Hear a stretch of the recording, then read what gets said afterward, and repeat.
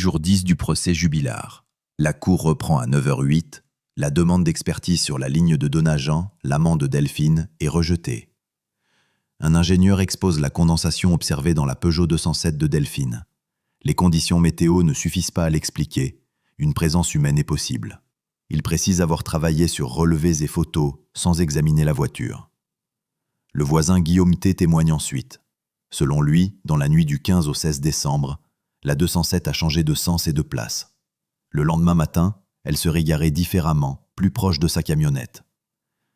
La défense conteste, photos à l'appui, jusqu'à discuter de ronces près du stationnement. Autre témoin, Olga C., voisine des Jubilards. Elle affirme que c'était Cédric qui promenait les chiens, pas Delphine. La cour lit aussi les déclarations posthumes de Michel C., décédé en 2023. Il dit avoir vu la lumière de la cuisine vers 23h45, puis entendu les chiens aboyer dans la nuit. L'après-midi, place aux lunettes brisées de Delphine. Un expert conclut qu'il faut une énergie d'environ 83 joules, compatible avec un choc violent, pas avec une simple chute ni l'action d'un enfant.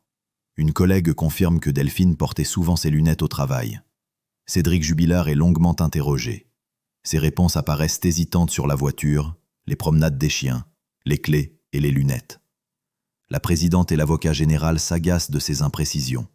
En fin de journée, le gendarme Gilles L. revient sur l'inclusion du numéro de l'amant dans un listing technique.